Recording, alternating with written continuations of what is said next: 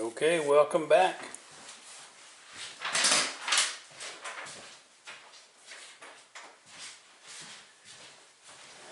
This is a follow-on to my video with the Gnome slash Hobbit slash fantasy door. So we finished this guy, and I said I would do a video showing how I carved this. So I've done a few of those. That one turned out pretty good. And I've got several of them here. I'm gonna get rid of this and this, and I found out when I carved on it, it's yellow. I thought it looked pretty good. The rest of these look pretty good, and I started one. This is the carving the gnome for the Hobbit Door project, and you'll find these patterns, the pattern for this and for these guys here, on my website, ericowensart.com. If I can remember, I will post a link in here. I'll show that in the video when I figure out how to do that. Hopefully I'll figure that out today. Somebody's around that'll help me. But anyway, we're going to carve a gnome, and it's just a real simple gnome. He's got a great big head, and he has two arms sticking in his pockets. He's got two big ears, and I've just been playing around with this one. I got the ears one ear forward than the other, and so we'll not use that one. But I wanted you to know where we were. So I generally take the time to draw on my piece because it keeps me honest. When I go to carve, I want to make sure that I know where all the things are going to go. And so doing it like this, where I at least draw the center line down. Now on the pattern that I have on my website, I want you to understand that I've given you the pattern for both sides. This side, which is cutting the front and the back, and then for this side. Generally I don't do this side, mainly because I want the freedom of doing what I need to do. I know that this is going to stick out pretty far. This is going to stick out pretty far, the elbow, and I know that the ear is going to stick out pretty far, the top and the bottom. I know in terms of this way, the nose is going to be the biggest piece. And so over here, this is going to be the piece out, not biggest, the piece that sticks out the farthest. So when you're doing these, you got to know where all these pieces lie. So here's the hat, the ear, the nose, the eye socket right up in here. I've got the beard coming down with a mustache, and I've got a hand in the pocket. And I got the other part I didn't draw on this one was where does the top of the pants go. Now, they don't have to be pants. You could make shorts out of these. Excuse me. You could make boots that come up so high. Again, it's up to you where you do this, but I'm going to show you how I do this. And most of this is done using either a knife. Let me get a knife out of here. Straight bladed knife. This one is a OCC when they were in business. I think that says OCC. Anyway, now they're KCT. I'm going to use a V-tool just sparingly. This is a Drake medium V-tool, 45, I guess, 1/4 inch, maybe 1/8 of an inch. And I think that's all I'm going to use until I get to the end, and then I would carve that using the beard, using a flex tail or any other kind of gouge. I don't have my stubis out here. They're put away because we're remodeling the house, if you remember, but I'll use whatever's in my tool bag. And so I've got my pieces laid out.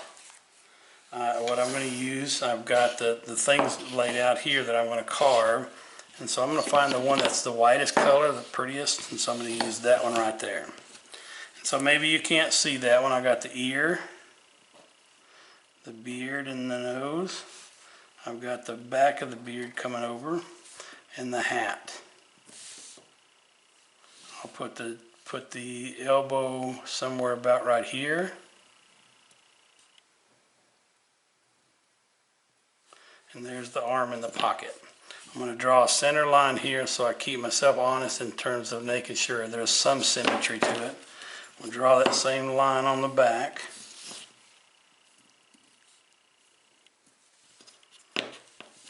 We've drawn the parts on this side.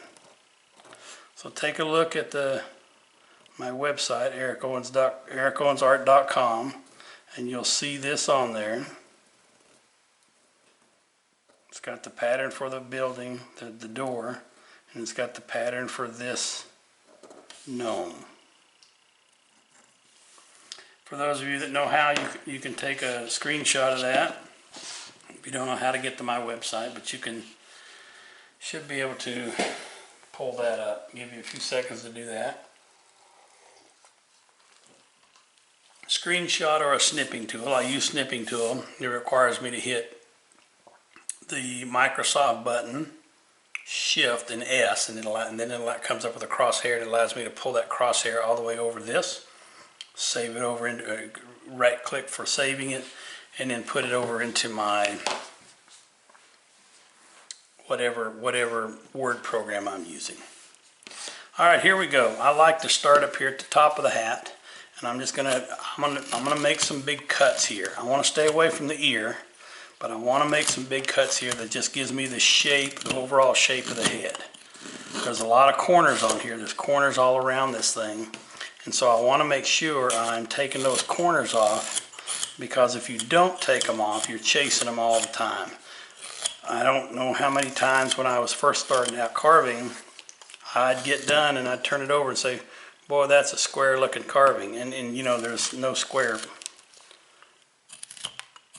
people that I've ever seen. I'm sure they are, and I don't mean square as in old-fashioned or whatever. I mean square as in they got four corners and that's the shape of their body.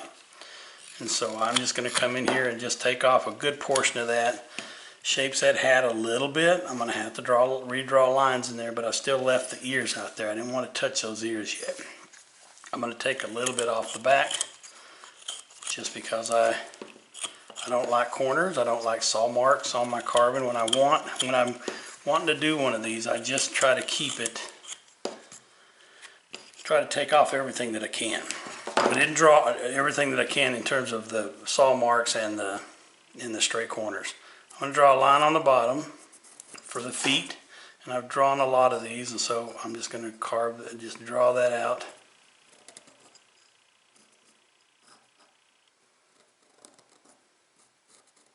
They don't have to be perfect. You can carve them more perfect than you draw them if that's the way it comes out.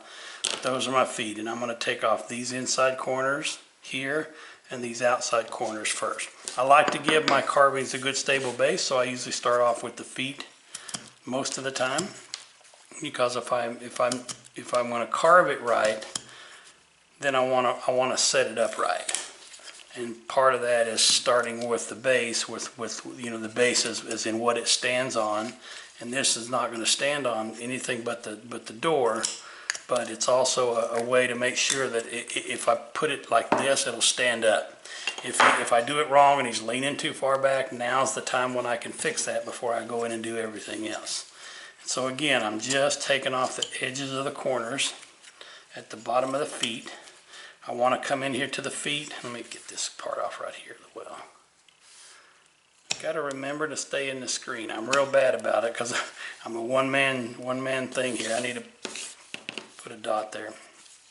I'm going to take a little bit out of the middle of the feet, inside of the feet. Sorry, the insole, just because I want to round that. I don't want them looking like square shoes. I want them to have some shape to it, and I'll certainly have multiple opportunities to come in here and reshape that. But I start with those feet. Okay. Then I want to start right here at the top of the shoes, and I want to go back to that from the front point of the shoe back to the pants. I want to just bring that back and give it some kind of slope to it. I'm going to switch to a smaller knife because it's a little unwieldy in there with all that. With a 2-inch knife and a 3-inch carving, it's kind of overkill. So I'm going to switch to a smaller OCT. It's their 1 1/4, 1 1/2. And I don't have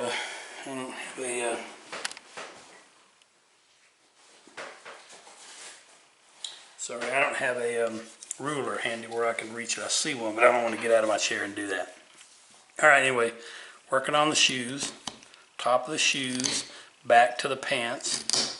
And again, you choose what shoes you want. Do you want boots? Do you want him wearing sneakers? Do you want him wearing fur boots? What do you want on your carving? That's entirely up to you. Don't let anybody tell you how to do it. Do it your way, because it's your carving. So I'm going to do that same thing to the both of them. I'm going in at about a 45-degree angle from the front of the shoe to back to where the legs are. And what I'm doing is I'm cutting and then curling the knife over to where the pants are.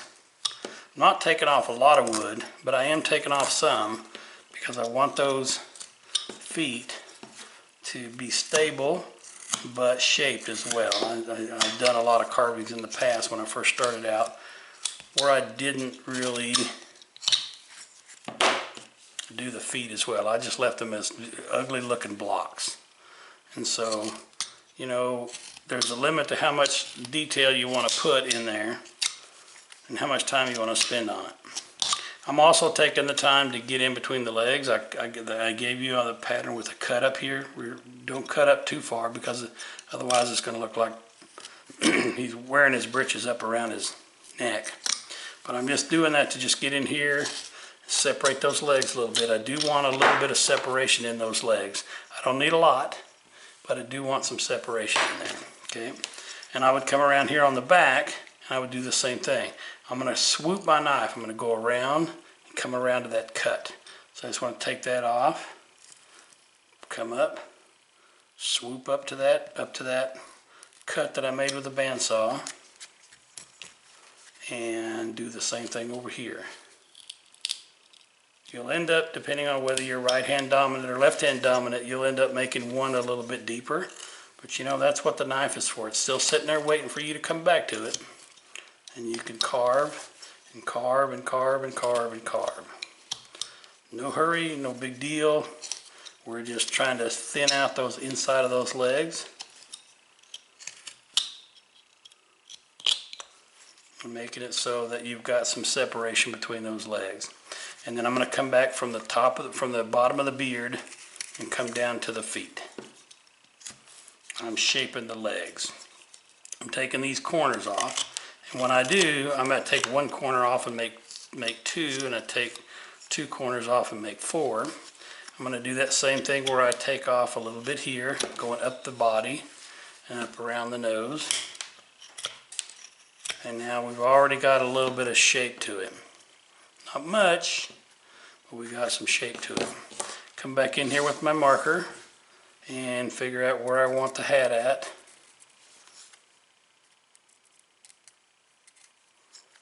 Carved it off the front. Okay, that gives me an eye socket if I want, or I can do it as a no-seam. I'm not swore to anything yet. Here's going to be the nose. We're going to give him a fairly good sized nose, because depending on how big we give him that, we could give a great big eye socket to it. Side of the nose, we're going to come down and bring that beard up to about right there to make that cheekbone.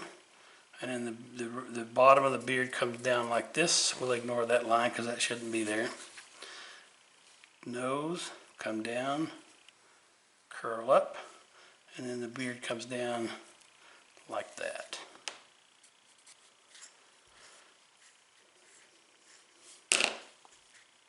So you get an idea of where I'm trying to go. Okay? I don't know if I sharpen this thing in a while, we'll find out. I'm going to outline the ears by just taking off a little bit outside of the lines I did. And I just want to outline the top and the sides of the ears, because I want to stick those up above the hat, which means I don't want to carve the hat just yet until I got the ears shaped. Okay? If I like where I've shaped the ears, then I can come back in here to that groove that I just cut, and I want to make a fairly deep, but it's only about 1/8 of an inch shape on the back of that ear. Come back and relieve that shape off the back of that ear. What that does is sticks my ear out above the hat so that I know the hat doesn't start here, it starts really up here in terms of shape. Do the same thing on the other side. Follow that line you made. Give yourself a little bit of fudge room. I always make my lines a little bit bigger so that I can come back in here and shape them as needed. In case a piece of wood breaks off or whatever, I want to be able to shape that ear better, because you just never know. Wood is wood is wood, and sometimes it's going to do what it wants to do, and you have a hard time telling it to do what you want it to do. Okay, same thing over here on this other side. I want to shape that a little bit more, and then I'm going to carve in the front of the ear.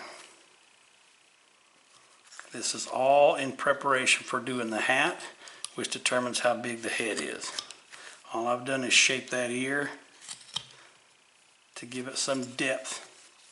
Same thing over here, front of the ear, stop cut, come back with a slicing cut, take it off, another one, cut that off, and I've got two ears sticking out.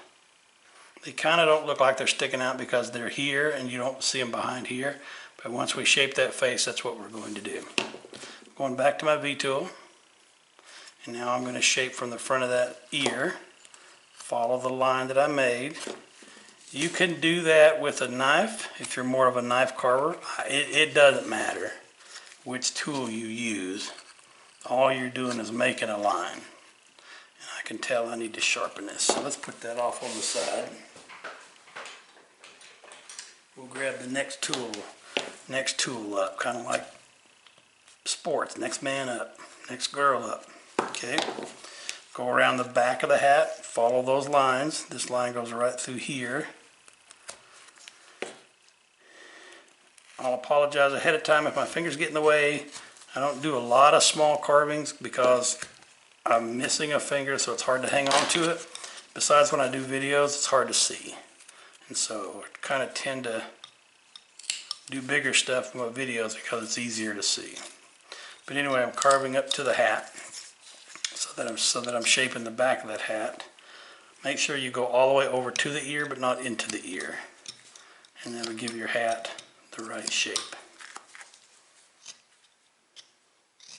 Now, I'll bet you there's 100 videos out there on how to carve a gnome. Everything from hyper-realistic to very cartoonish, caricaturish. So if my gnome isn't your way of doing it, that's okay. Find the one you're more comfortable with. There are people out there that carve a lot of gnomes, and some of them show up on videos. And Bruce Ankeny is one that's been doing quite a bit lately on Facebook. I keep seeing his gnomes. They've got a really distinctive face, and when you see his, you just about know for sure that that's one of Bruce's. And I like the style of it. Not for me. I'm not going to carve those, or at least I haven't carved any of them anyway. But you can see a lot of carvings done by people who really enjoy doing certain things, and so their genre is a gnome or a Santa or whatever they want to do. I kind of stick a lot to cowboys, not exclusively, but I do a lot of cowboys. Living in Idaho, you get a lot of interest from people who are interested in cowboys, because even living here in town, a lot of people have land with horses on them, so they you know, that whether they're weekend horse riders or weekend horse showers or whatever they are, a lot of people in this area seem to have horses. So they're interested in the cowboy lifestyle, and I've always been interested in it myself. I think I read every Louis L'Amour book when I was a kid. The library got tired of seeing me because I read them and checked them out so fast they'd put them back in and say, hey, you're back again. I'm going to continue working a little bit more on that hat, but I don't want to spend a whole lot of time overly on it. I will come back and shape it, and we'll come back and add what I need to add to it. But I just want to take, as I said earlier, I don't like saw marks on here, so I want to take that off. Just know that this right here, the forehead's going to be shoved back a little bit. So I'm not going to worry about shaping it so much. And I want to shape that face, but I got to take into consideration not only the bone structure, but the hair. So it's one thing to leave bone out there, but then realize, oh, I got to carve a beard now. I got to carve a smaller beard because I cut back on the bone too much. I want to slice this off right here because that's got a saw mark right there, and this is going to give me a chance to come right across the top and to shorten that Be careful when you do this. Do this with a slicing cut, because if you go straight in this way, you're probably going to pop that off. If you slice, it cuts along the length of the blade and gives you a little bit more control. So as I go, I'm not going straight in, I'm going to an angle.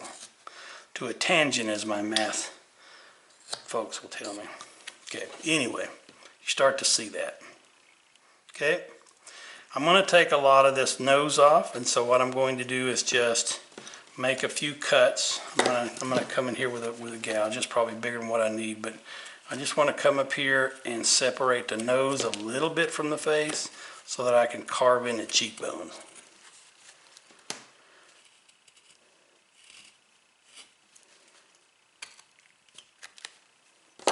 So now you get an idea of where the cheeks are going to go.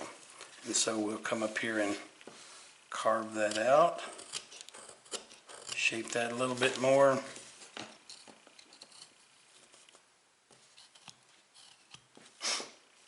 And we'll come back and continue to cut in some more there, but I don't want to worry about that just yet. I want to come in here on these arms. I'm going to make a stop cut down the front of the arm and a stop cut down the bent part of the arm. And ignoring this line for the beard, because I can put that where I want. I want to just come in here and take out that chip for the arm. Depending on whether you cut it the first time all the way you wanted, you may have to come in here and do it twice. But you can see that arm now indented. And so from the bottom of the ear and the head, I should have now a shoulder.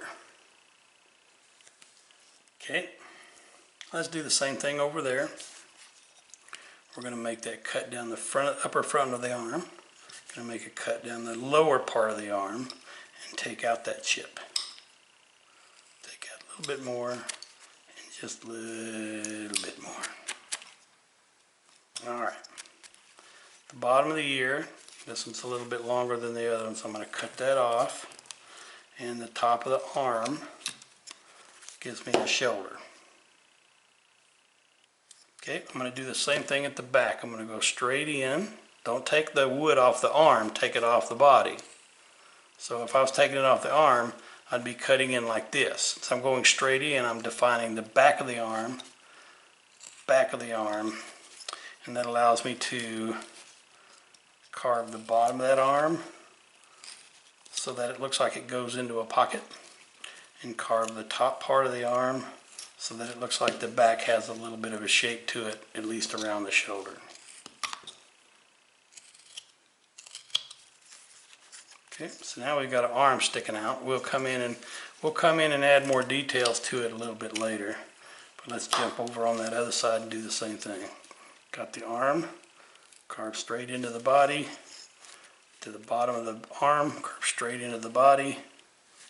Come back and take those two chips out, those two slices. Come on. You got to be careful because one side always carves easier for you because you're right-handed or left-handed. Then you go to do the other one and you actually cut backwards. So over here I can cut straight into the body. When I do that over here, I have a tendency to lean too much. So I want to make sure I'm not doing that. Shape that shoulder at the back. Now we got arms sticking out. I like to go in now and do the pocket right at the top of the lower part of the arm. Don't go much farther than that. To the bottom of that arm, I go about 1/8 of an inch.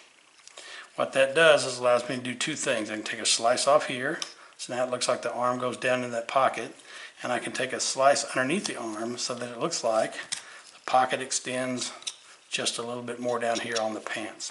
And that'll allow me to go back then, and right here where the pocket is, this circular part right here, I can cut in, cut in, cut in, cut off, and now I've just given a little bit of rounding to that pocket.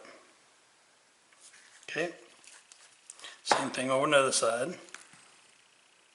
Carve down past the bottom of the pocket, cut off a sliver of the sleeve in the pocket, and then right here at the bottom of that arm, where it goes into the pocket, take out that negative space right there. Okay. Hang on to it. Alright, let's shape a little bit more of these legs now that we've got that pocket started. I don't want the legs to be really big, but I don't want to cut them off so they look like he's been on a diet for a long time. I want to give it a little bit of shape. One thing I didn't draw on this one was where the separation is between the top and the bottom. And I like to go somewhere about where the elbow is. So I've got a line there, straight across the arm, and a line there. Scoop it out just a little bit. There's the elbow right there, and that line will connect, and that'll be separation between the pants and the shirt. So now I can come right across the back from elbow to elbow roughly. Doesn't have to be perfect. And I just want to make that stop cut. And then I'm going to come in here and separate the pants from the shirt. Now feel free to use overalls or a tunic, whatever you want on your gnome / hobbit. Feel free to shape that. Look at that, it gives them a butt. And so from that butt, now I can carve down, shape those legs in the back. What you start to see is a little bit of character to that back leg, to the back of those legs. I'm also going in and carving inside the pant leg. Still shaping that. We haven't gotten away from that. And then I can come in here for that pocket. Again, cut in, cut in, cut in. Come back and carve a gnome. Carve that pocket for that gnome. Okay.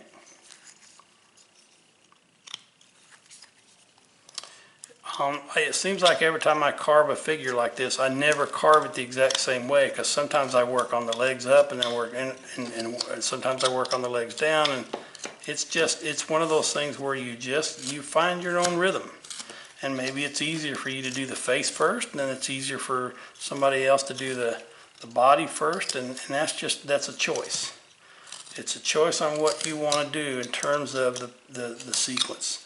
If you do a lot of these, you'll develop your own pattern of, I'm going to do this, this, this, this, and this, and then when you teach people, they'll know exactly what you're talking about.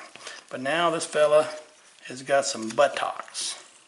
It's a funny word. I have no idea where it came from. I'm not a word origins guy, but every once in a while you stop and think, where did that word come from?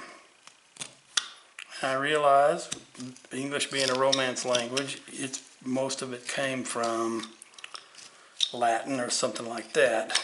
But anyway, come over there. A sliver in there that didn't want to remove itself, so you had to get serious with it. Okay, again, I'm at the front of it, and I'm still removing saw marks. Alright. Shape the arms a little bit. I'm going to take a little bit off the back and a little bit off the front. And I'm going to put a crook in that elbow with a wrinkle. Oh, I got a booger hanging out. Hang on. Okay. Nope. Come on. And then I want one on the upper part of the bottom arm, and I go up on that because it would split off if I went down. And then the back part of that arm I want to go down because it would split off if I go up, knowing how to read wood grain. That allows me a chance to wrinkle, just a slit cut wrinkle, and another one more. I like to do them in threes. So 3 wrinkles there. Shape that back of that shoulder and the back of the back. And sometimes you may have to go back in here and recarve your shoulder or recarve your hat or something, but I don't think I need to do that on this one, at least not yet.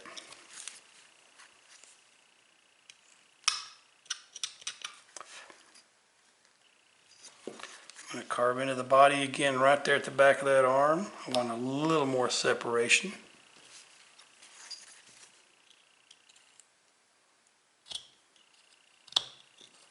And fade that cut all the way up into that hat. Do the same thing over here. I don't want to say this is math, but it's almost like a math equation. What you do to one side, you got to do to the other and make it balance. So if I took a lot off one side, I can't necessarily take a lot off the other side without doing it kind of the same way. So cutting in those arms, giving them character and shape. Bottom, carve down, uppers, carve up, and then my wrinkles. 1, 2, 3. If you were to ask me who the biggest influence is on my carving, I'd have to say there's probably 3 or 4 people that have influenced me the most. Number 1 being Cleve Taylor. Cleve is a member of the CCA and written a couple of books, actually 6 I think, on caricature carving different figures. And I've taken time to spend time with him, and we've become pretty good friends, and he's helped me a lot on carving. Another guy I've never met, although we've talked online a lot, is Gene Messer. I think I've seen a good portion of Gene's videos, certainly not all 2,500 of them, but I've seen a lot of Gene Messer's videos, and those are done in a very Scandinavian way. So with simple bold cuts and simple bold characters. And if you ever see Gene Messer, he's on YouTube, you see his videos, you'll see some really wonderful work. And so if you want to learn how to carve simple characters, as I say simple as in it doesn't have all the minute detail that a sculptor would put into his carvings. It has what we call that flat plane style. So there's a lot of fun built into that in terms of keeping it simple, making it enjoyable, making it fun. All right, we're getting closer to where we want to be. I'm going to try to leave all this space out here for the beard. I'm going to trim his haunches, his back here a little bit. And then I'm going to add those wrinkles that I did on the arm. I'm only going to do 2 on this leg. I want 1 at the top of the leg and 1 in the buttocks right here. Gives a couple of wrinkles in there for his pants. And sometimes you might be able to squeeze in another one, although not always, because it just depends on how it looks. Yeah, that'll work. We'll leave it there. We'll leave it there. Okay. I want to redraw in my nose and where the beard starts.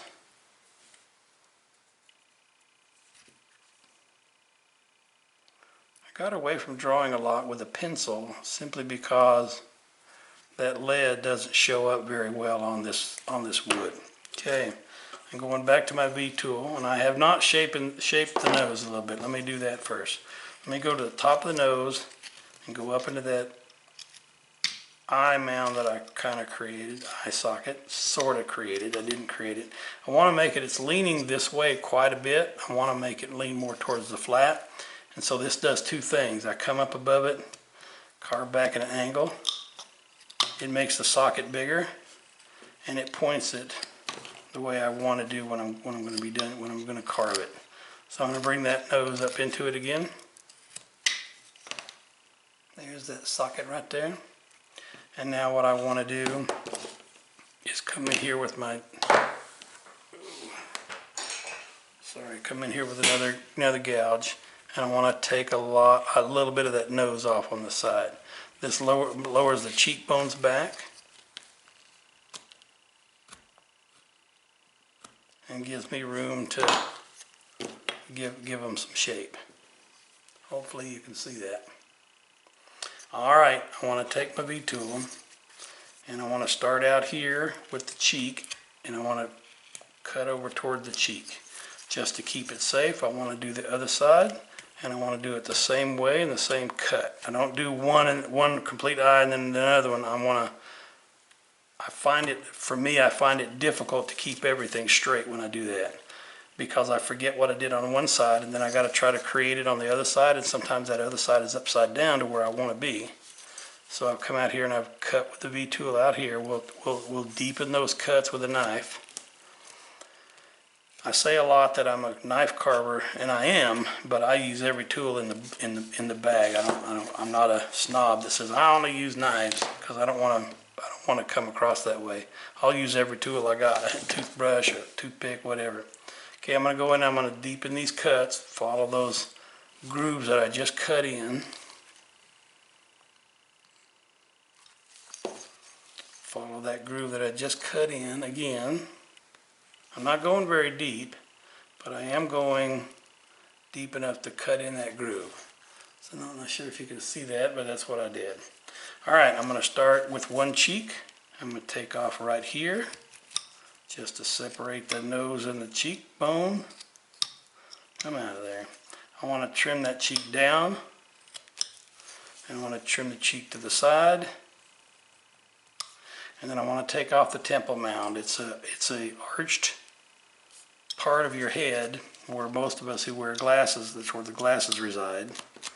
But it's what it is it's an extension of the eye socket. The eye socket is rounded. That rounding doesn't stop when it goes all the way over the side of the head. And so a lot of times you can come in here, let me get a bigger one. You can come in here with a gouge and follow that around to make a match. So that one cut you made for the eye mound, the temple mound, is right there. And depending on how small your carving is or how well you carved, a lot of times you got to come back in here and just clean it up a little bit. But you get an idea of how the face is shaped over there. Same thing over here. I'm going to cut down up here at the cheek at the nose, cut down at the edges, cut out, and then I'm going to come in here to the temple mound and make an arched cut. Again, it gives that whole head a little bit of a shape. And then we match the eye mound to go with the temple mound. Sounds like I'm an archaeologist. We're going to match the temple mound with the eye mound. Okay, we got a shape to the face. I want to take that harsh line off of there with the slice cut again. And I'm moving the forehead back a little bit, which means I'll make the hat a little bit bigger.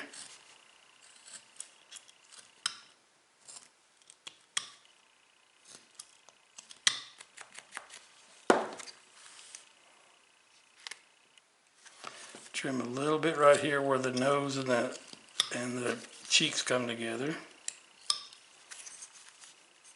Okay. Now let's shape that nose a little bit. It looks pretty flat. So underneath I'm going to take this sharp line of cut right there, trim that back a little bit, and then I want to take the tool, I want to lay it down at about 45-degree angle, and right along the side of that nose, cutting more off the upper part than on the lower part. All I'm doing is trying to shape that nose a little bit. So if you remember a few seconds ago what that nose looked like, go back and look at it if you don't know. Go back in the video. Cut off the nose so that it has an angle to the bottom of the nose. Make sure that side matches the other side. Sometimes it's easy to get this side because it's right side up. And then this side's a little bit harder because you're either upside down or you're at an awkward angle. So we could do that. Around the bottom. Helps me take those lines off so I can see. And then shape the cheekbone just a little. Okay. I'm going to brush a little bit off of there. Where's my brush?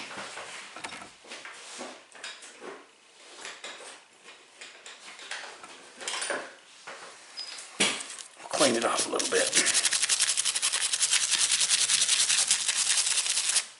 Hard to see it all when you got lines in there, so come in here and take those lines off when you don't need them after you're done with them. Okay. I want to take a V-tool and I want to just go up the side of the nose, give it a little bit more shape up into the eye socket, up where the bridge of the nose is.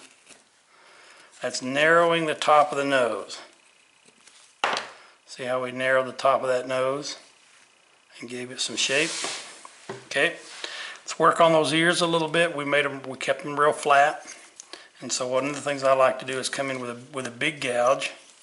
And I just want to carve, and be careful this will split off if you're not careful. I just want to carve the inside of that ear. I just want to give it a little bit of a shape.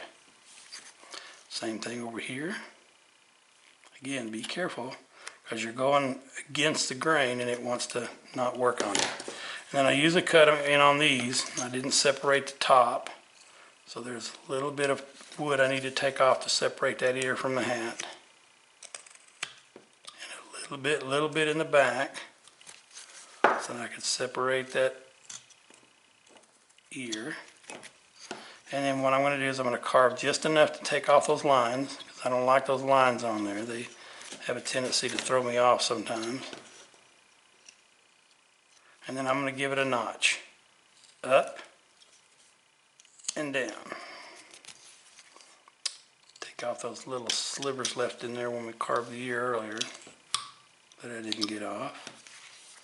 Come in here to reshape the hat to the face so the ear sticks out a little bit more. And there's ear. Now, a famous carver once told me, carve the ears you want to carve, and if somebody doesn't like them, that's their problem.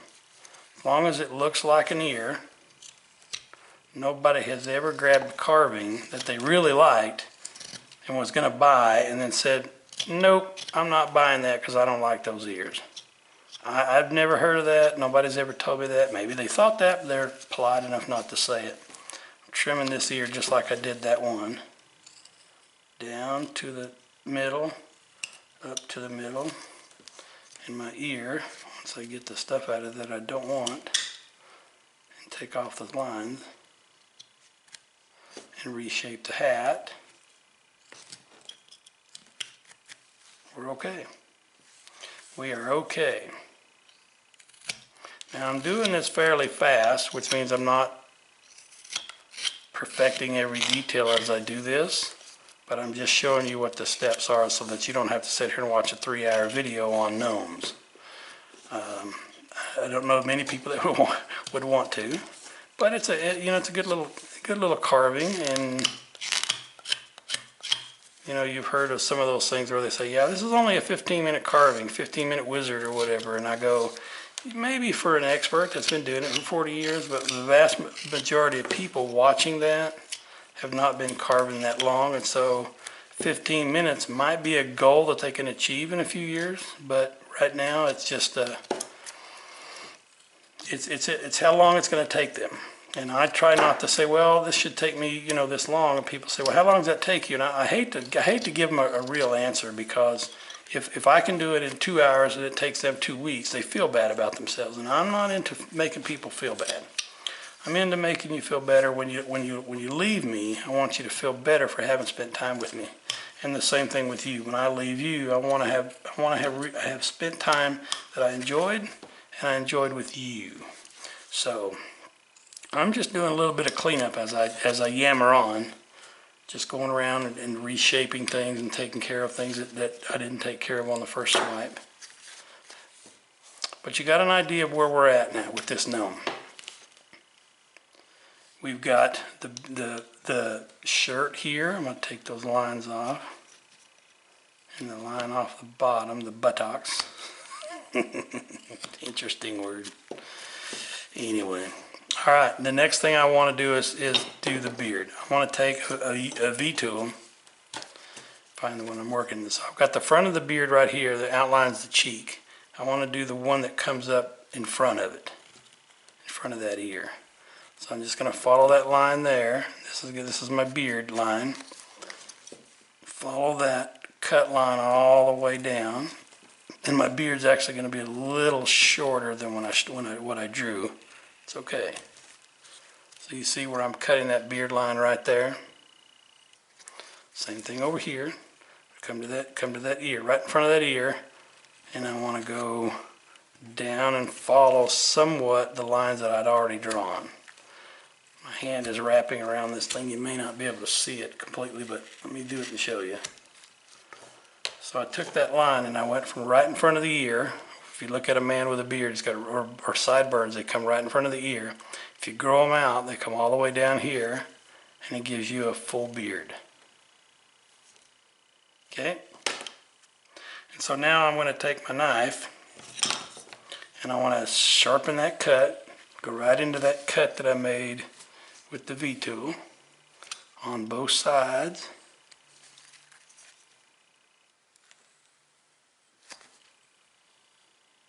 And rather than taking hair off the beard, I want to take it off the body. So I just come in here, undercut that, and it does two things. It relieves the beard from the body so that it looks like it's sitting on top, like it should. And it allows me to reshape the body itself, make it smaller and everything fit in.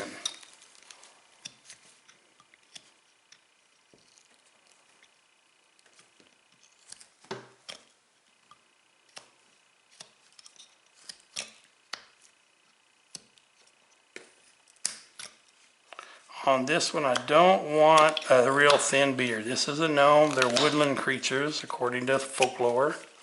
And they spend time outdoors, and most men, if not all, have beards. Anyway, we're almost done with this thing in terms of carving the gross anatomy. There's a lot of cleanup that we can do. And I want to encourage you to go back and clean up every little piece you have, because right here I've got a little bit of wood that I could clean up. I got a cut mark right there, clean that up. I've got a shape to the head that doesn't, or to the hat that doesn't look right in front of that ear, clean that up. I've got a shape, you see what I'm saying about cleaning up all this stuff and making sure that it looks exactly like you want. You have a vision in your head of what this looks like. Do what you can to make that vision, because you're going to be happier when you start out with a vision and you can create that vision. When you can't, then you got a choice. Be frustrated that you can't, or be happy that you can change it. Doesn't mean what you start off with is going to be the end of everything. It's not. You should be happy with the skills you have and are building along the way to make it look like you want. For instance, if you were going to do a carving of John Wayne and you got to the end of it and you said, well, it don't look much like John Wayne, well, go back and figure out why. You know, John Wayne did a lot of smiling with his teeth, but when I see carvings of John Wayne, they're rarely showing his teeth, and that's a big thing. He had very, very slitted eyes with a very flat upper eyebrow. And yet I see carvings or resin figures of John Wayne that don't really look like John Wayne. So if you're okay with it not looking like that, that's no big deal. You carve what you wanted. But if you don't, then you got to figure out, why didn't it turn out the way I wanted? What am I looking for that I didn't put in there? Shape the beard a little bit. It's going to take a little bit of up and down cuts because I can't do them all one time. I can't make one cut and that takes care of it. And so I've got to use a variety of cuts depending on the way the wood grain goes.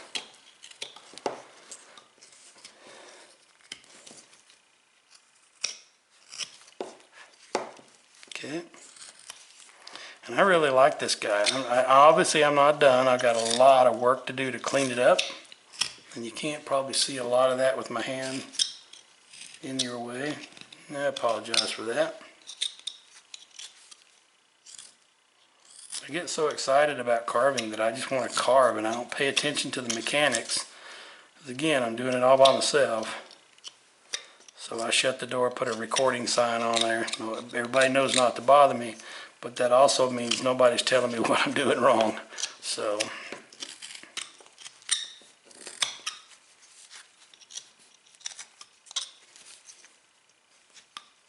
I'm going to brush once over. I might take a little bit of those fuzzies off that I keep leaving behind there. I get fuzzies when I get in a hurry. I don't get fuzzies when I'm not in a hurry, but you know, that's just part of it. A good carver knows how to fix all that. Knows all the tips and tricks of the trade. Let's get this cut right here for the pants and the shirt separation. I want the shirt over top of the pants. So it allows me to get in there where the elbow is and deepen that cut so that it looks like there's more negative space in there. Bring it all the way over to the beard. Cut that up. Cut that off. Cut off your drawing there.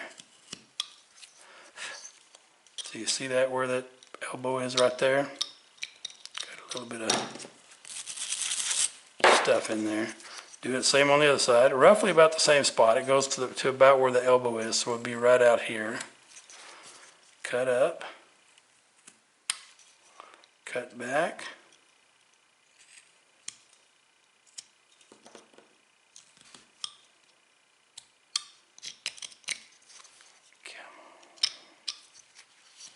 there we go. And if you're good, it'll come close to matching.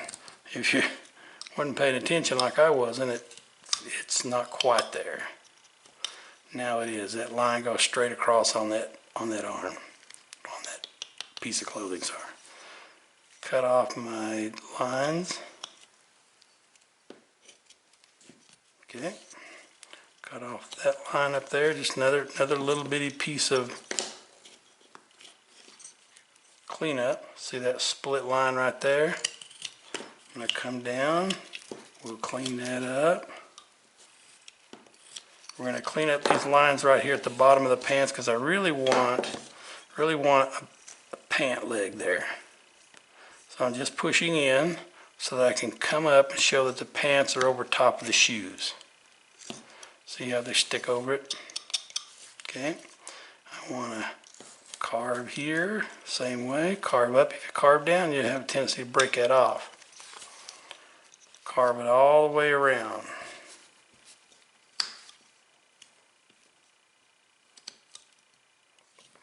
Get into the middle of that part, it's hard to get in there. You just have to, got to kind of wing it. Same thing over here, we're going to cut straight in. Bring the pant legs up to the boots, the shoes up to the pant leg.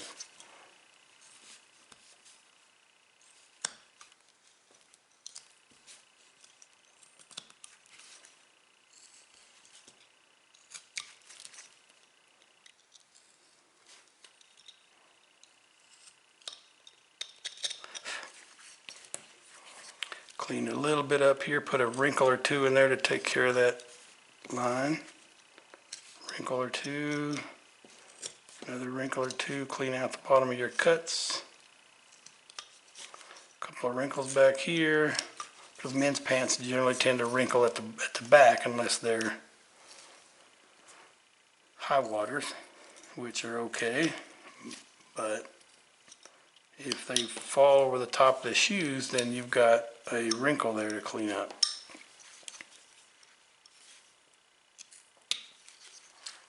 Okay, do it on the other side.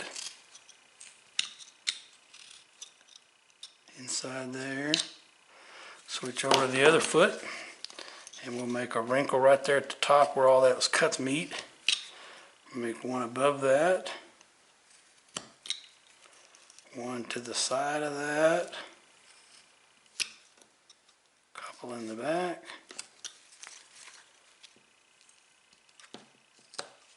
Make your sliding cut back here, because if you don't and you just muscle it through, you're going to have a tendency to split that off, and then you don't like what you've done.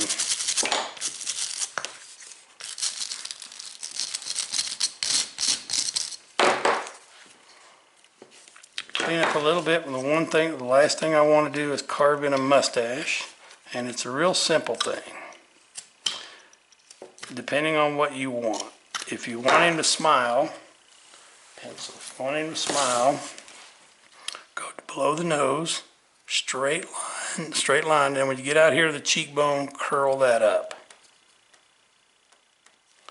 See how he looks like he's kind of smiling? So take your tool, V-tool, knife, whatever, go straight across, curl that up, and remember which way your hair runs. So if you go to tool this, you want to make sure the hair's running right. So underneath the mustache, it comes straight down over to the edge of the mustache. Then when you get to the edge, it starts to do this. Starts to come in as an angle. When you get all the way over here, it's starting to curl up. So you can have a lot of fun with that. I just come back in here with a knife and deepen that cut.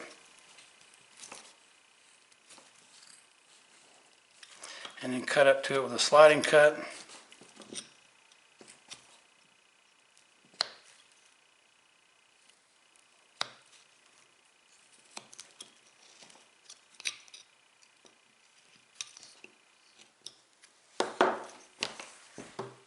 And if you don't want to do a whole lot of tooling to this, a whole lot of detail, just leave it flat. You can do that.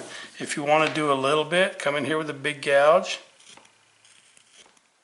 Just make some great big marks that indicate the flow of the hair. You don't need a lot.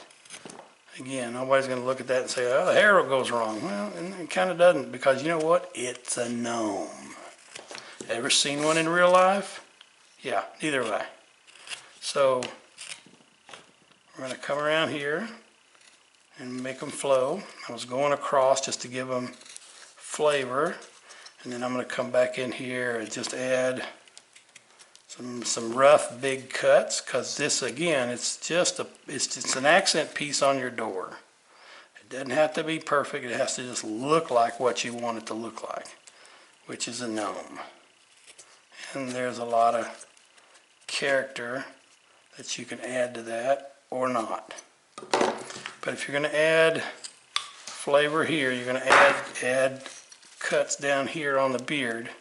Do a few on the mustache too. It'll look like they go together, rather than, you know, wearing one of those fake mustaches you get from the Halloween party store. You know what I'm talking about.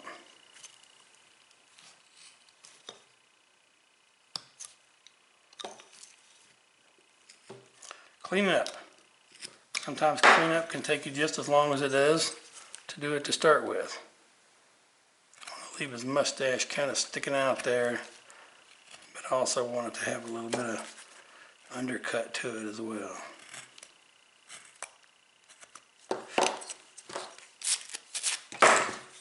Cut off the little boogers there. I think we're just about done with this guy. If you want eyes, let me show you how to do on a small carving like this. I'll show you what I like to do. If I'm not doing the triangle eyes, I'm doing a real simple line right here, and then another curved line like that. Can you see that? Okay, I'm going to do another one here. I'm going to curve up, bring it down. And what I like to do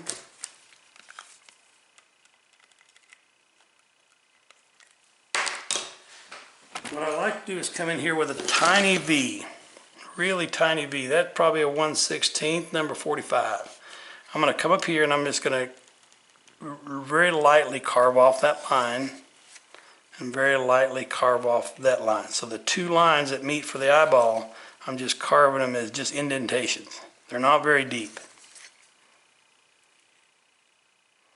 Because I like to do something I saw somebody do and I've experimented with it on my own. Go back with a really sharp, tiny knife. And I say tiny as in an inch, inch and a quarter, and I'm gonna go in those lines fairly deep, but very thin. I don't want a big thick line there. Cut. And now what I'm going to do is I've got that one cut. I haven't cut this one. I'm gonna carve just a little bit off at the top, and a little bit off along the sides. And if you do it deep enough, and I don't think I've done it deep enough on this, it looks, when you go to paint it, it looks like he's squinting. And so almost, you know, it got a squinty smile to him. And all you're doing is one cut, and cutting up. I don't cut the bottom, I don't cut the triangles out. I just cut that. And if you do that with a black marker or black paint in there, it will recede back into the carving and look like he's squinting. What also gives it that look? Make these three cuts. It also gives him that look. Crow's feet. 1, 2. Look at him. It looks like he's smiling up in here.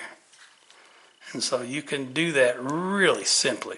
I mean, you can use a bigger V, but I like a real wee V, real tiny one. This one's I think it's a Ramelson or something. Anyway, I think we're done with this. Obviously, there's a lot of stuff in here we could clean off here. Some saw marks right here, saw marks up here. I could go back here and piddle, play, and putter for an hour, but it's essentially done. Now, the only other thing that I would do, as I've shown before and I'll show again, is I'm going to go over this thing with some bristle pads. I like putting them in my Dremel. It spins, you know, certain number of RPMs. If you don't want to do that, some people call it sanding. If you don't want to do that, I'm going to sit here by hand, which is harder. But I'm going to sit here by hand, and I'm just going to burnish everything. So what I'm doing is I'm going anywhere where I've got a lot of little things in there, and I'm just going to see if I can't get them off with either by hand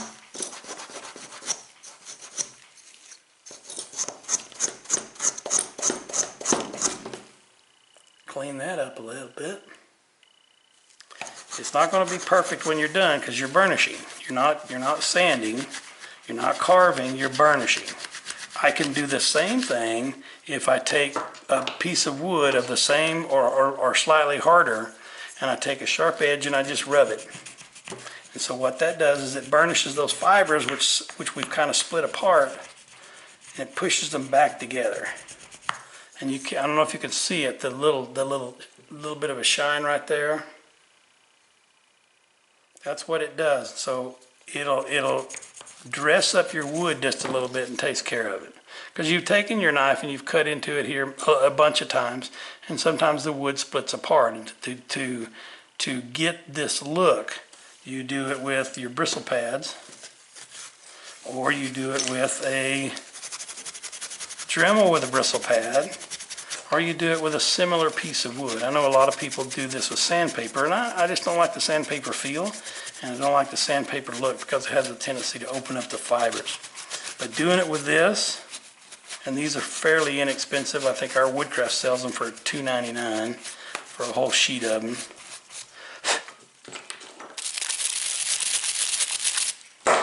It helps clean up a little bit of that. You can come back in here with your real tiny weavy and really pick out all this stuff, but at some point you're the only one that gets to say when it's done. And I think this guy, other than wheeling, would be done.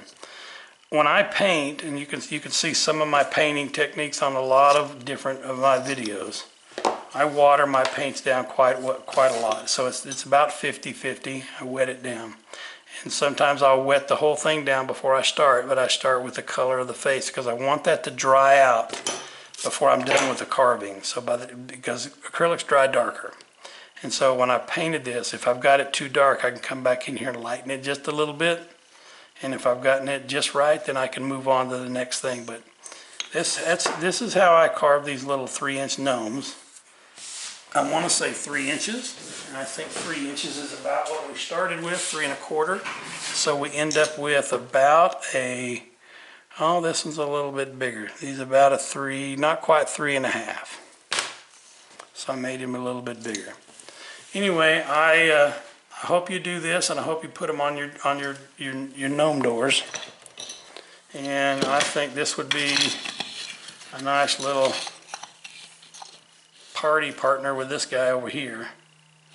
So, you know, they're all sitting around lifting a few together and having a lot of fun.